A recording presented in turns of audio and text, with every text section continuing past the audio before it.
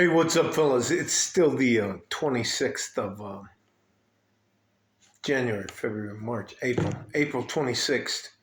It's 11, it's after 11. Uh, no, I don't know the exact same time. But I'm going to pass on to you something that I think if you get to the point where you can do it, I would highly suggest that you do it. I received a phone call at 11 o'clock, 8 minutes ago. I got a call from Jeep Darnell. The law firm is Jim Darnell. Now I pay $5,500 a year to keep them on retainer. And I know that you may be like, fuck that, da, da, da, da, da, da, da. But here's what happened. Jim Darnell's son, Jeep Darnell, called me at 11 o'clock about 9 minutes ago, and he goes, "Hey, Mr. Forsyth, how are you? How are things going?" You know, we do all the pleasantries and all that kind of stuff. He goes, "Hey, I just want to tell you something that a detective from the El Paso Police Department called here today, and he called it probing, that they were probing into my life." And he said, "Hey, don't worry about Mr. Forsyth. You don't have anything to worry about. We shut them down. No, they don't have any right."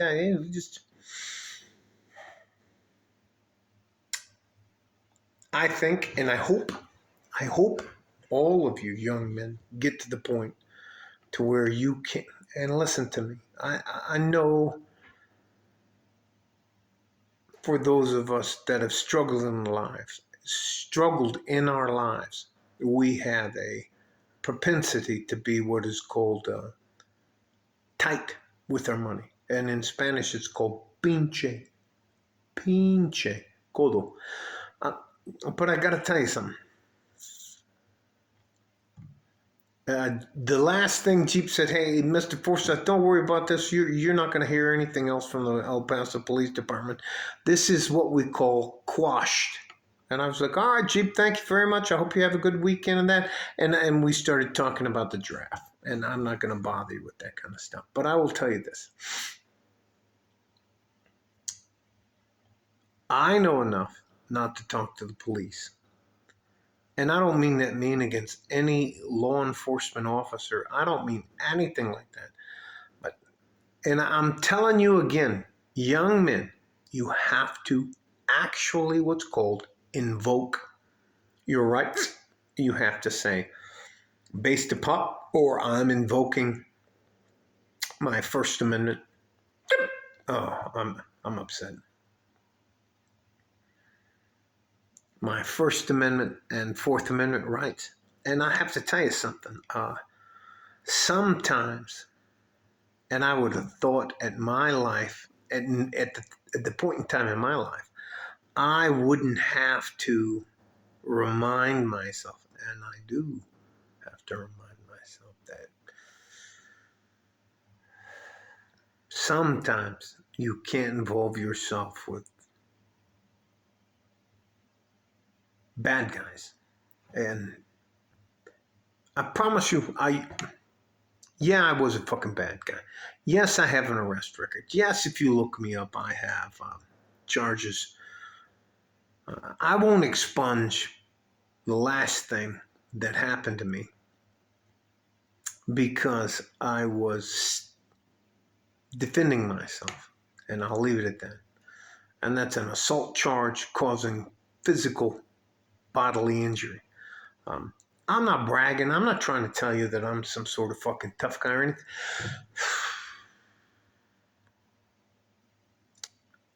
At some point in time, at least 4 times in your life, you're going to become involved with the law enforcement community.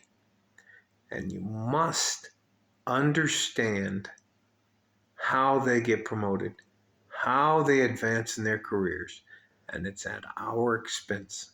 Now, it doesn't matter if they're good people and you sit next to them in church and all the rest of that stuff.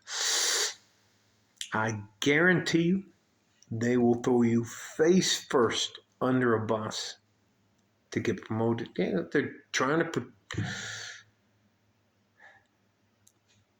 You have to understand your First Amendment rights. You have to understand your Fourth Amendment rights. So I'm never, well, in the past I used to be violently opposed to the law enforcement community, and all they'll do is call more guys.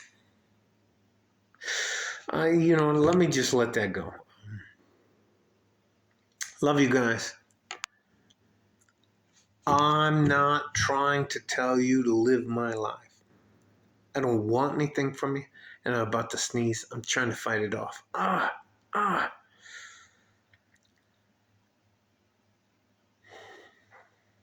Almost. Oh, fuck. I tried to fight it off. Anyways. But I have to tell you something. Your lives are so much more difficult than mine is. And all I'm trying to do, I promise you, I'm not ever going to try to take anything from you. I don't want anything from you. You don't owe me anything. I'm not an OG or any of that. I got to blow my fucking nose. Listen.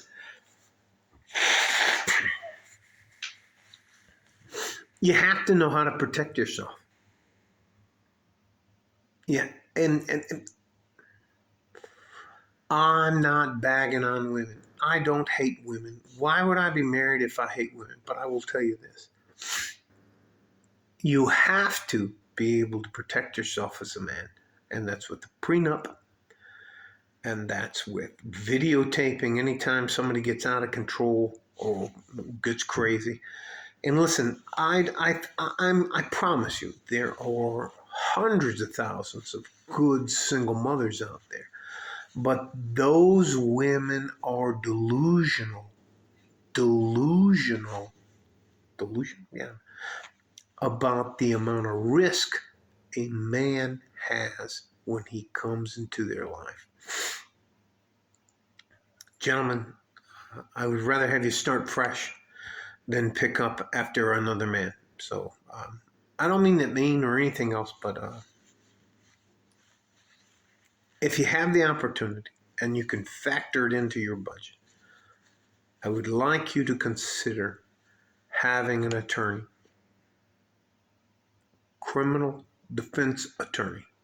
And then after that, if you can afford it, I want you to consider a T&E attorney. And I'm not going to talk anything more about that. Love you guys. Stay safe and healthy. Take care of each other if you can. If you can't, take care of yourself. I promise you, I'm not going to take anything. You don't owe me anything. I owe you. You're my future. Love you guys. Like a fort in a G-string. From West Texas, El Paso. I'm out of here. Bye-bye.